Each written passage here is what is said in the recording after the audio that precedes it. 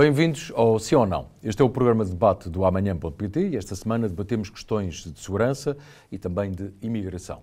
Por isso a pergunta é, Portugal deve reforçar os meios para garantir maior segurança aos cidadãos? Nestes anos de maior imigração, haverá o risco de aumentar a insegurança? A pergunta é o pretexto para debater este tema, que é um tema sensível, mas obviamente sem populismos e com serenidade. Ora, comigo estão André Pardal, advogado, ex-deputado do PSD, especialista em questões de segurança, e Pedro Vaz, deputado do PS, que acompanha a área de segurança no Grupo Parlamentar Socialista. Bem-vindos a ambos, muito obrigado pela vossa disponibilidade de agenda. Obrigado. Já sabem que têm cerca de um minuto e meio para a defesa da ideia da tese inicial e depois, obviamente, entramos em debate. Sintam-se à vontade para se interromperem, mas temos cerca de 25 minutos para conversar. André, começo por si. Mais uma vez agradecer o convite, cumprimentar o Pedro, o deputado Luís. Não, de facto, a minha resposta é sim, estas questões têm que ter uma preocupação especial por parte do Estado, que eu, quanto a mim, não houve nos últimos anos, independentemente da partidarice, acho que nos últimos anos não houve, acho que é gritante um desprestígio da autoridade do Estado em geral, particularmente sente-se em matérias de segurança. Eu não queria deixar aqui esta primeira oportunidade para dizer que, quanto a mim, o aumento do sentimento de insegurança não está diretamente relacionado com a questão migratória, está, para mim, relacionado com o que eu disse há pouco, que é um desprestígio da autoridade do Estado nos vários domínios, nas áreas de soberania, particularmente nesta área de segurança, e isso reflete-se, por exemplo, na falta de atratividade que têm as carreiras policiais, não só salários. Parece que ultimamente só se discute a questão de salários. Não é só uma questão de salários, nem de vencimentos, mas a falta de atratividade e a falta de sensibilidade, em termos genéricos, do poder político, independentemente do partido político, para estas matérias e para os profissionais nestas matérias. Só para terminar esta primeira intervenção, de facto, a extinção do CEF, e eu, em termos abstratos, até concordo com a extinção do CEF, mas em termos concretos correu mal. Acho que correu mal, é unânime, não é preciso ressalvar e citar aqui até antigos responsáveis, como ainda há dias a ex-ministra Constância Pano de Sousa ou o ex-comissário europeu Dona Vitorino do Partido Socialista, que reconheceram isso, correu mal. E, de facto, o facto de ter corrido mal pode criar no cidadão comum a sensação de que tem este aumento, ou esta sensação de insegurança tem diretamente relacionada com a questão da migração. E, portanto, acho que todos têm que se unir e temos uma nova legislatura, um novo Parlamento, com uma composição diferente, sem ceder, como disse o Luís e bem no início, aos populismos. Temos que ter aqui uma união, porque estamos a falar de matérias de soberania, não são matérias da trica política, para prestigiar, devolver o prestígio a estas matérias, para que Portugal continue a ser um país seguro, um país de atração de turismo e atração de negócio, de empresas, tudo, mas com o seu capital de segurança. E para isso precisamos de um sentimento de segurança, precisamos de forças policiais fortes, motivadas e prestigiadas. Acho que é uma matéria fundamental e agradeço também ao Luís trazer esta temática para debate. Vamos conhecer melhor também alguns aspectos mais específicos. Pedro, não se importa que não trate por professor deputado? Não, claro. Aqui abolimos os doutores e engenheiros. Pronto, muito bem. Qual é a sua visão relativamente a este tema? Antes de mais, cumprimentar o Luís, cumprimentar o André. É um gosto estar aqui e agradecer o convite. Bem, quando falamos de mais meios para reforçar a segurança, eu diria que o Estado deve provir, e nomeadamente em questões de soberania e até de segurança interna e da administração interna, deverá garantir os meios necessários para que exerça as suas funções na plenitude. Eu gostava apenas de criar aqui algumas notas. Desde logo, Portugal é um dos países mais seguros do mundo. No Global Peace Index 2024, Portugal aparece como o 7º país mais seguro do mundo, à frente da Dinamarca, por exemplo, da Eslovénia e de todos os outros países. Acima de Portugal temos a Islândia, a Irlanda, a Áustria, a Nova Zelândia, a Singapura e a Suíça. Portanto, Portugal é um país seguro. Isto é algo que é importante dizer. Somos o 7º país mais seguro do mundo. Depois, relativamente às questões de criminalidade. O principal problema de criminalidade do nosso país não tem a ver com migrações, apesar de ter aumentado o tráfico de pessoas em Portugal, mas o grande flagelo de criminalidade em Portugal, de acordo com o último relatório de segurança interna, que será discutido em breve no Parlamento, é a violência doméstica em Portugal. É o maior número de crimes que nós temos, cerca de 30 mil por ano, e é o maior flagelo de criminalidade em Portugal, é a violência doméstica. Depois, em relação às questões da percepção de insegurança por parte de haver um grande fluxo migratório para Portugal. É um facto, tem havido um fluxo migratório para Portugal, mas este fluxo migratório deve-se essencialmente de trabalhadores. Aliás, ouvimos várias vezes representantes de diversos setores da atividade económica nacional, agricultura, turismo, pescas, que dizem que os imigrantes são absolutamente essenciais para a atividade, para a sua atividade económica, que se não fossem os imigrantes não tinham pessoas suficientes para trabalhar nas suas atividades. E isso é importante primeiro dizer isso. Relativamente, e para terminar, relativamente à questão da extinção do CEF ou a substituição do CEF ou a divisão do CEF, na realidade aquilo que se fez foi dividir as funções de segurança e de controle de fronteiras, passou para as outras forças de segurança, e a parte administrativa do CEF passou para uma entidade administrativa que é a AIMA. E a investigação para a parte da PJ, para a PJ. Certo. E o que acontece? Relativamente a esta matéria, já tínhamos o problema que hoje temos no que diz respeito à legalização de imigrantes na AIMA, já o tínhamos no CEF. Eu resido relativamente perto das instalações do anterior CEF e agora da AIMA, na Avenida António Augusto Aguiar, em Lisboa, e as filas de pessoas já existiam o ano passado, há 2 anos, há 3 anos, antes da extinção do CEF. Portanto, não há uma novidade. Há um maior fluxo e há aqui uma necessidade, e felizmente esta afluência significativa tem a ver com as condições que as pessoas já têm hoje para se legalizarem e poderem viver com normalidade no nosso país, que é aquilo que nós todos queremos. Basicamente, estas seriam as primeiras notas que eu deixaria. Muito bem. André, há pouco referia a questão que, obviamente, vai além das questões salariais e de reivindicações corporativas que são conhecidas e que são perfeitamente legítimas. E justas. Mas além desse tema, olhando para as questões de segurança de uma forma estrutural, o que é que, na sua opinião, deveria ser feito em termos de reforço de mecanismos, designadamente de condições financeiras? Deixe-me só, em termos também, porque o Pedro falou na questão dos dados, eu acho que é importante também, antes de responder à sua pergunta, falar da questão dos dados da criminalidade.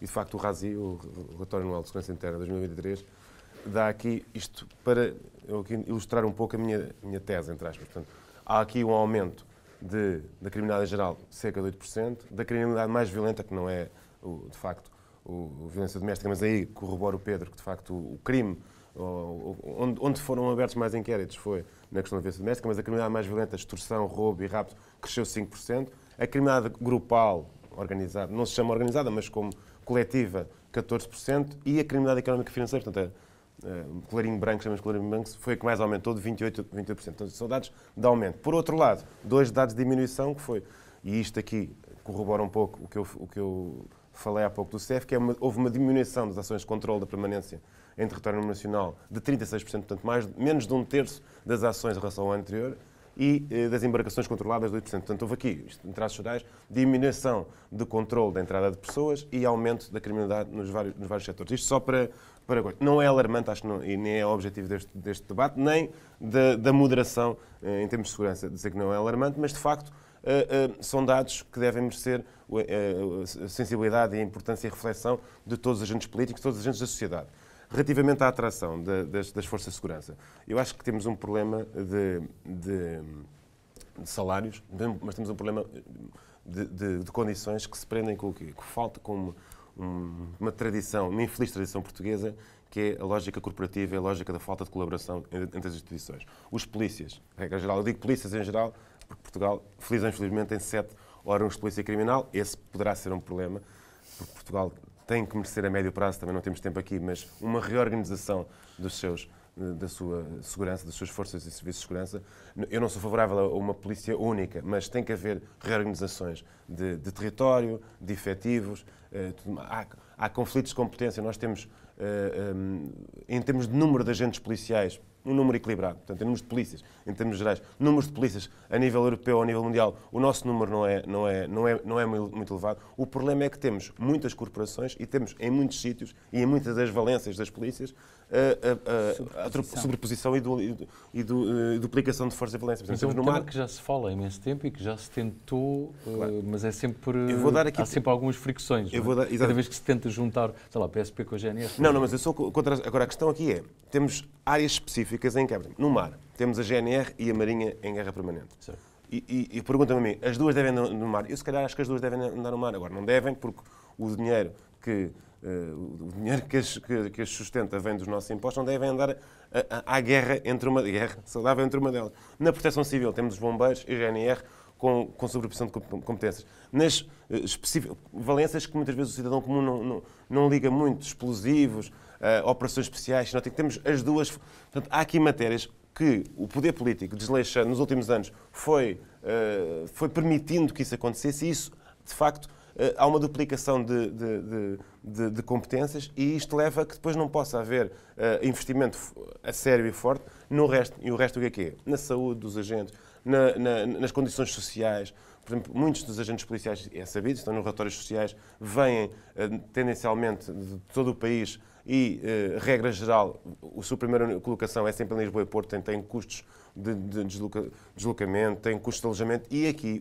o próprio Estado, e aqui é que vai a parte da colaboração, o próprio Estado, noutros ministérios ou no mesmo ministério, devia ter uma perspectiva de colaboração. Não se compreende, por exemplo, isto só para responder, que haja quartéis das forças do Exército, em particular, por exemplo, em Lisboa, na Grande Lisboa, que ou foram desocupados há pouco tempo ou que estão meio ocupados e que, por exemplo, não haja uma colaboração entre os Ministérios da Defesa e da Administração Interna para alojar polícias que estão em Lisboa ou no Porto. Estou a falar do Lisboa, mas no Porto também haverá. O problema da habitação é gravíssimo. A saúde é outra. Devia haver um investimento mais forte. Porquê? Porque as pessoas, nestas áreas, agentes de segurança, forças de segurança, as pessoas nunca, em nenhum país do mundo, nem em Portugal, poderiam achar que queriam ter ordenados principescos. Não é isso que motiva estas pessoas, nem deve motivar. Agora, têm que ter outro tipo de condições para se sentirem realizados, condições sociais, condições também salariais, mas condições humanas, para que as pessoas se sintam realizadas. Esta é que é a questão. Será necessário fazer alguns ajustes, na sua opinião, relativamente ao modelo ajustes, para evitar sobreposições? Haverá sempre, independentemente de haver aqui aperfeiçoamento em matéria legislativa no que diz respeito a competências e a missões dos diversos órgãos de polícia criminal e das forças de segurança, haverá sempre situações de confusão e de conflito de competências. Isso haverá sempre, independentemente da necessidade de aprimorar ou não, e eu acho que isso é um debate que deve ser feito com seriedade e não como arma de arremesso político entre forças políticas ou forças político-partidárias. Agora, relativamente a meios, obviamente, quando estamos a falar, e eu digo isto porque há aqui um caminho. O anterior governo do Partido Socialista, nos últimos 8 anos, concentrou essencialmente a sua primeira missão em devolução de direitos e rendimentos aos portugueses que, no período da Troika, tinham sido retirados. A partir daí, e isto já nas últimas 2 legislaturas, começou-se a trabalhar na melhoria das condições salariais e remuneratórias de todas as pessoas da administração pública. Tem-se discutido muito nos últimos tempos a questão do suplemento de risco ou do subsídio de risco e do aumento, que obviamente houve um aumento no que diz respeito à Polícia Judiciária, que é um órgão de polícia criminal que não pode ser comparado à GNR e à PSP. As condições, os critérios de acesso são completamente diferentes, o trabalho é completamente diferente. No entanto, há aqui uma questão remuneratória essencial das forças de segurança. No nosso país, ao longo de muitos anos, andamos sempre a discutir estas questões de suplementos remuneratórios, quando aquilo que se devia, se calhar, começar a fazer era olhar para a carreira como um todo e perceber como é que poderemos fazer a valorização remuneratória sem necessidade de tantos suplementos remuneratórios. Obviamente, isso depois pode gerar alguns problemas de equidade. Isso. Que foi o Não, caso e depois aqui. há outra questão, que é, obviamente que isto tem tudo a ver com despesa pública, não só presente, mas também futura, porque quando estamos a falar de valorizações remuneratórias na base, estamos a falar de aumentos depois no que diz respeito a pensões e reformas. Obviamente o país tem que fazer algo que tenha condições de acomodar, sob pena de gerarmos insustentabilidade futura, e é algo que ninguém quer no nosso país que aconteça. Aliás, o facto de termos contas públicas saudáveis é muito relevante que o continuemos a ter e obviamente não se pode acomodar nem poder dar tudo aquilo que todas as carreiras da administração pública em particular... Mas desculpa interromper, só para pegar um exemplo que o André estava a dar.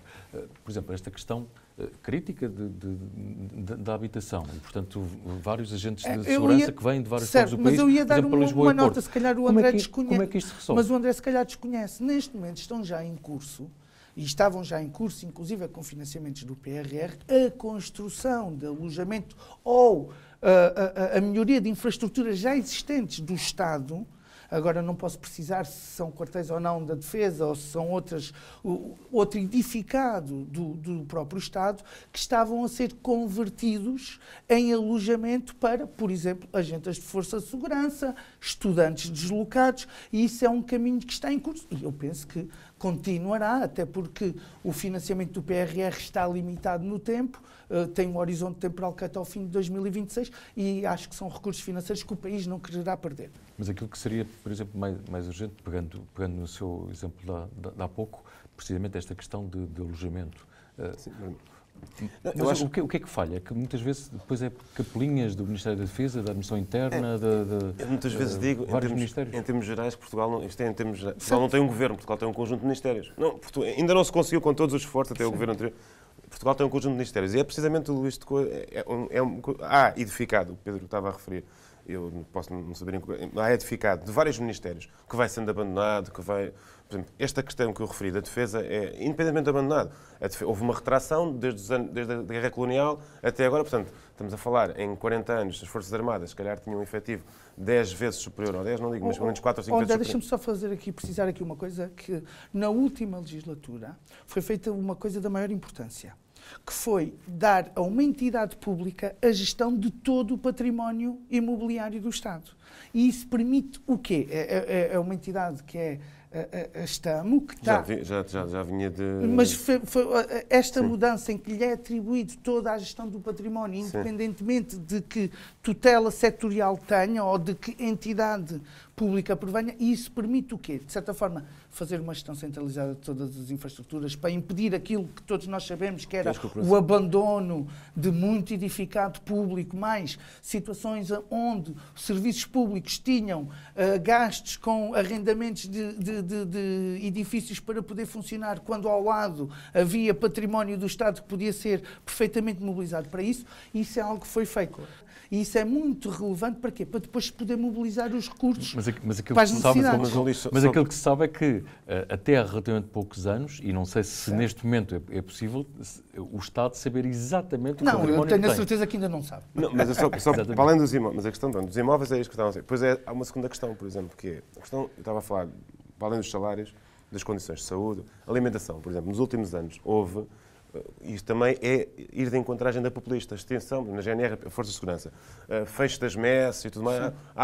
E essas fechos das messes, se calhar em alguns casos justificavam-se, mas na sua maioria dos casos, o que é que baixou o moral das Forças de Segurança, as quadras de polícia, os postos da GNR, que tinham, as pessoas subiam, os elementos que lá está, por um preço mais barato ou até quase insignificante, e nos últimos anos foram fechados. Portanto, isto há uma desmotivação gritante nas forças de segurança.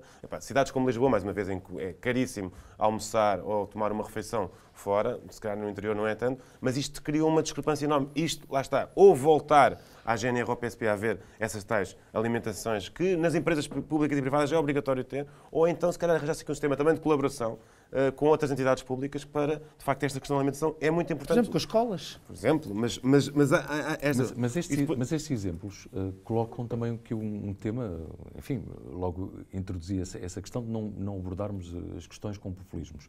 Mas há um risco das próprias forças de segurança serem influenciadas e altamente dominadas, entre aspas, também por essas forças populistas. Porque as pessoas quando têm... Eu percebo perfeitamente, as pessoas quando têm...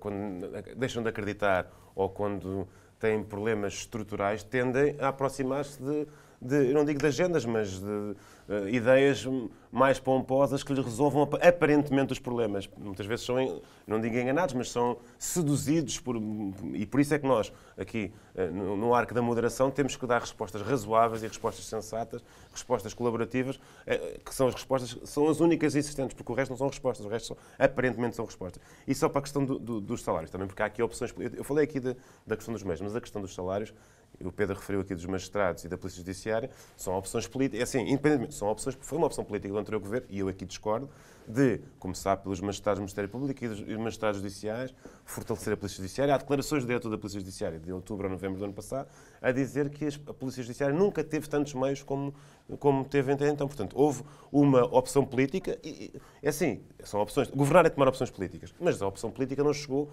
para as restantes forças de segurança. Ia ser, como disse bem o Pedro, tomada, mas não houve. Houve também para os serviços de segurança, Polícia Judiciária e Serviços de Segurança, e para além dos magistrados, tiveram as suas carreiras, os seus salários reforçados. Mas, do lado das outras forças de segurança, não, e por isso é que há esta discrepância este ano todo. Eu até concordo com o Pedro que a função é diferente. Agora, há um aproximar, tendencialmente, entre a Polícia Judiciária e há 7 OPCs, nós falamos muito de 3, que é a Polícia Judiciária, PSP, GNR, mas é preciso lembrar que a ASAI, a Autoridade Tributária... Eu posso questionar se são órgãos de polícia criminal ou não, mas também existem. E agora, hoje em dia, a função prática de um agente da PSP ou de um militar da GNR é muito mais complexa do que era há 20 ou 30 anos atrás. E foram os sucessivos governos que lhes deram competência, por exemplo, na área de investigação criminal, na área das informações. E bem, portanto, tem que haver aqui um equilíbrio, se calhar não idêntico à Polícia Judiciária, mas aqui um equilíbrio e o Estado tem que lhes dar, deu-lhes competências, deu-lhes ferramentas nas suas competências, mas também tem que ao mesmo tempo equilibrar. Mas eu... E aqui... Esta é a minha opção de fundo. Mas eu acho é que a resposta, e nós afunilamos sempre a questão em que... Não é no salário, porque nós não estamos a falar de salário. Sim, nos complementos. Estamos a falar de complementos salariais. Não é? Sim, e a questão é, os salários de base que estas pessoas, quer os agentes da PSP, quer os guardas da GNR, os salários de base são aceitáveis no século XXI, neste momento? Claro. Isso é válido para as Forças Armadas. E para as Forças Armadas também. Agora, isto é uma discussão que é preciso ser feita com ponderação, desde logo porque os recursos do Estado não são ilimitados. Mas é aí que há o respeito pela autoridade do Estado que eu comecei a falar. Portanto, a autoridade do Estado, porque é que estas, se formos a outras, não são as únicas carreiras do Estado que têm salários baixos. Mas não são. Mas estamos aqui a falar de uma área de soberania em que, de facto, foi desvalorizado pelos sucessivos governos. E a questão é, e eu acho que há aqui um consenso generalizado, um consenso político generalizado de que é preciso melhorar as condições de todas estas pessoas. Agora, a questão é o modo e o tempo. E é aqui que se diverge. Enquanto temos, e o André aflorou, enquanto temos forças políticas no nosso país que prometem tudo a todos. E prometem tudo a todos porque não sentem o peso da responsabilidade de ter que governar este país e garantir sustentabilidade para as gerações futuras. Ou seja, viver hoje, mas garantir sustentabilidade no futuro. E é fácil porque qualquer um de nós poderia dizer a qualquer pessoa que se sente atingido ou que se sente desvalorizado, dizer tudo aquilo que a pessoa quer ouvir para se valorizar. Mas nós estamos, apesar de tudo, numa conjuntura que é uma conjuntura de crescimento económico, de praticamente pleno emprego. Da necessidade de imigrantes. Se houver exatamente, mas se houver uma alteração de conjuntura, que, enfim, será diferente. É normal. Eu não sei se depois o nível de percepção que se estava a falar da insegurança depois não aumentará. E a própria situação da insegurança. A questão é, relativamente a esta percepção da insegurança, é muito difícil quando nós vemos, e isto não é fácil nas sociedades modernas, quando nós temos nas redes sociais os algoritmos que privilegiam coisas que chocam e dão, exponencialmente dão uma visibilidade exponencial a determinado tipo de factos que não têm a dimensão que supostamente têm, e como vemos, por exemplo, pelo relatório anual de segurança interna, aquilo que nós depois temos na sociedade é uma percepção que não é condizente com a realidade. Agora, isso não significa que não haja problemas que não devam ser atacados, como sempre existiram. Agora, é necessário que não, pelo menos nós que temos responsabilidades, não exacerbar aquilo que não tem a dimensão. Porque, na realidade, joga-se muito na dimensão da percepção. E, provavelmente, hoje existe uma percepção de um aumento de criminalidade sem paralelo, de problemas relacionados, de problemas de criminalidade relacionados com imigrantes que são totalmente falsos. Mesmo a terminar, precisamente para prevenir uma inversão de conjuntura, portanto, agora com pleno emprego e com uma percepção, apesar de tudo, ainda relativamente diminuta sobre o tema da insegurança, mas implicaria resolver aqui alguns dos problemas e fazer um maior investimento. Não, a dois níveis. Primeiro, meios das forças de segurança, dignificação das carreiras, salários, tudo isso, com tudo o que falámos aqui, e também a questão da imigração, só para terminar. A imigração é necessária, mas tem que ser regulada, não pode ser desregulada. Não podemos desequilibrar todos os fenómenos que falámos aqui nesta meia hora com uma perspectiva falsa, também populista, do aparente humanismo, que não é. Acaba por se virar contra o que é a nossa perspectiva integradora e humanista. Temos de ter aqui equilíbrios, também não dar tudo a todos, e isto aqui, meios, salários, tudo, mas também não desprestigiar uns em relação a outros. E isto aplica-se também à questão migratória, porque acho que, acima de tudo, e para encerrar, nós temos aqui que ter muita sensibilidade a focar estes temas e muito cuidado, porque isto são temas que rapidamente derivam para o populismo e por isso é que saúde, mais uma vez, a forma como nós conversámos aqui estes minutos. Muito bem. André Pardal, Pedro Vaz, muito obrigado pela vossa disponibilidade e a riqueza desta conversa muito aberta. É tudo, já sabe que pode ver este debate no site amanhã.sapo.pt, também na Euronews, aliás, fica disponível no canal YouTube em português. Pode ouvir o podcast e, como sempre, ler no jornal Portugal Amanhã, que sai com o sol. Conto consigo na próxima semana.